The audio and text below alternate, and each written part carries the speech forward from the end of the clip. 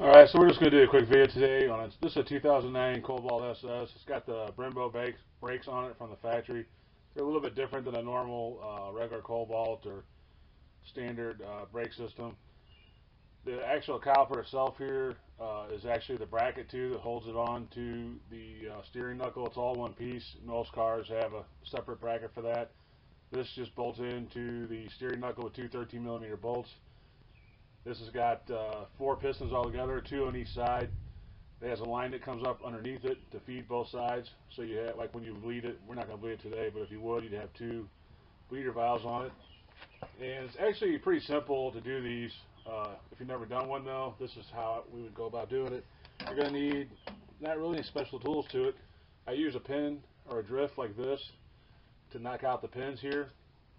And then you do have, underneath the pins, you have this retainer plate, and that'll pop out once you get the pins far enough. It'll kind of spring out on you. But other than that, you don't have to take the caliper off of the steering knuckle to replace the pads. Now we're going to today on this car because it's got quite a few miles on it, and the rotors are warped on it. It's got a little bit of rotor shake coming off the highway and stuff. So and they're pretty old, so we're just going to go ahead and replace the rotors today while we're at it.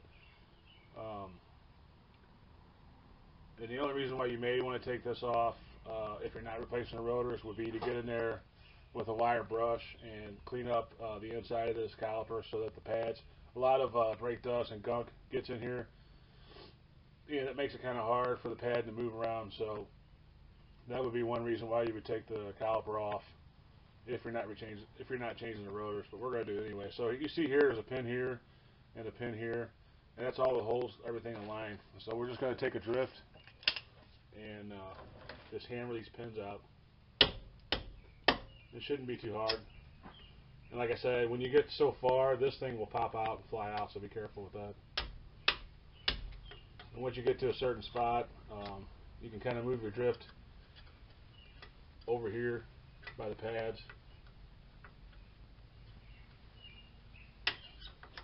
And keep hitting it.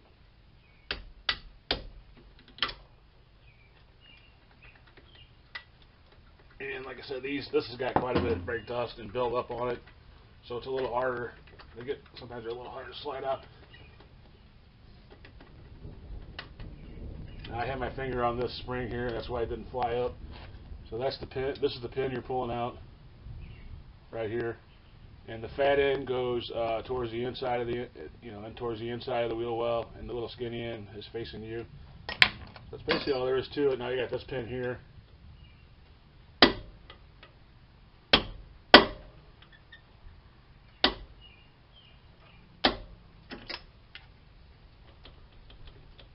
So once you get them out and kind of loose, you can kind of take them out by hand as long as they're not too gunked up. So this is the other pin. So now you can just kind of slide the brake pads out. Now you don't really need a special tool to compress these. What I do is just use a screwdriver or a big pair of pliers and just lightly press against the rotor and the pad, and it'll compress these compress the pistons in. I don't have my screwdriver over here, so I'm going to go grab that real quick and then we'll pick it back up. Alright, so I'm just going to start out with a big pair of channel locks like this and just kind of grab the brake pad and compress it. And it's usually not very hard at all. And then once I get the brake pad loose against the rotor, I'll go ahead and take a screwdriver real quick like this and just make sure it's bottomed out completely, which this one is. And I just do the same thing for the other side. And like I said, it's not too hard to compress these. They should go back pretty easy. And once you get them back and compressed, you can pull your brake pads out. Now the brake pads, if you got a lot of dust and stuff build up, they may try to fight you a little, so I take a Phillips screwdriver and I kind of get in where the pin goes and just pull them out. Like right now, this one's kind of seized in there a little bit. All it is brake dust and stuff getting up in there and making it hard. That's why it's a good idea to take these calipers completely off and clean out where these brake pads ride. It just slides out like that. And These brake pads still got a little bit of meat on them, but like I said, the main reason why we're changing them out is because of these rotors. And so we'll just go to the other one, pull that one out. That's all there is to it. So if you weren't changing the rotors and you wanted just to change your pads and go on, all you would have to do is get in here with something, a wire brush, and clean up the surfaces in here. And then I'd recommend lubing your brake pads before you put them back in. But we're going to go one step farther and take this completely off because, like I said, we're changing the rotor. So I'll show you how to do that. It's pretty straightforward. You need a 13 millimeter bolts, and then we'll get behind here and take this caliper off. So all I got is a 13 deep well on an impact, stubby impact. There's enough room back there probably to get a full-size impact if you have one of those, or if you don't have any impact, just use a 1/2 inch ratchet. I'm going the wrong way.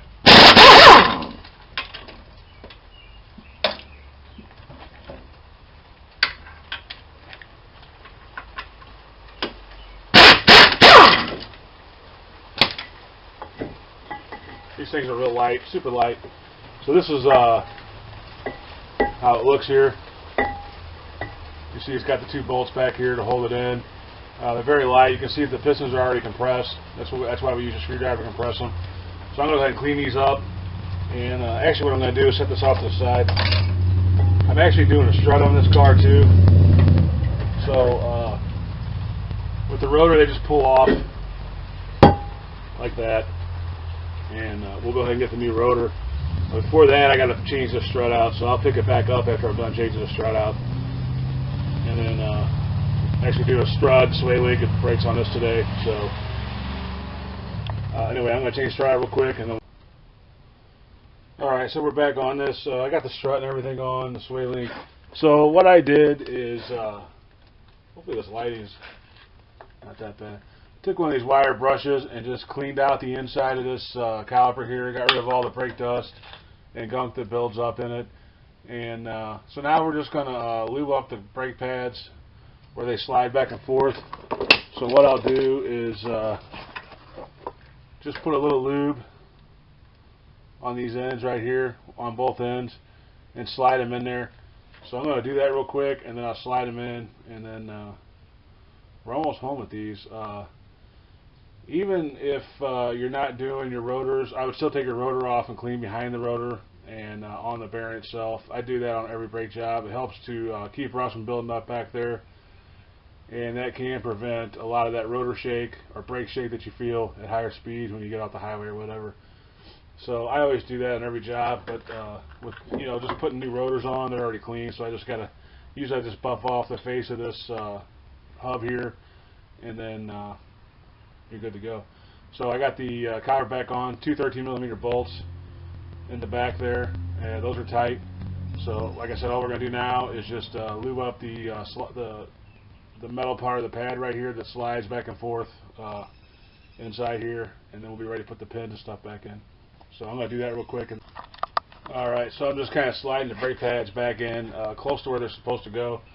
You have the holes here. You just want to line up all the holes, get them pretty close before you this one, there we go, before start putting them in.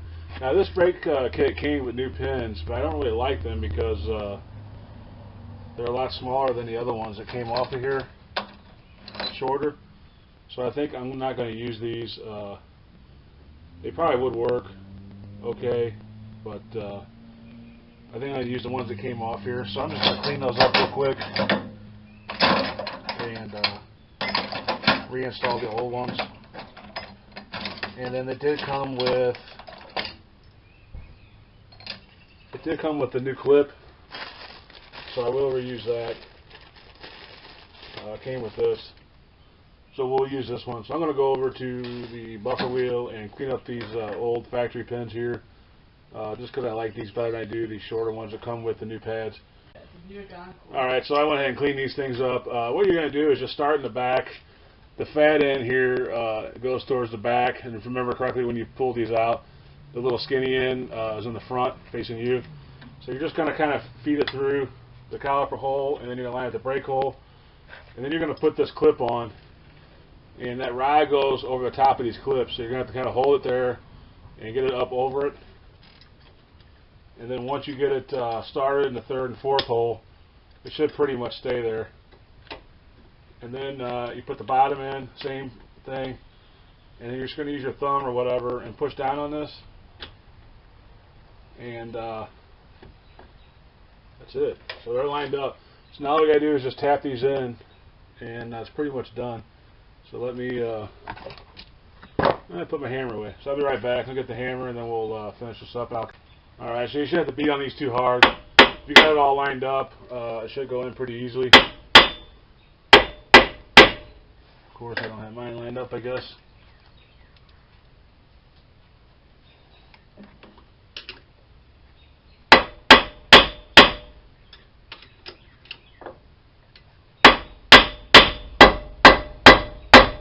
Alright, and then once that pops out like that, it's popped out here almost all the way, or you can see this end of it, then it should be in.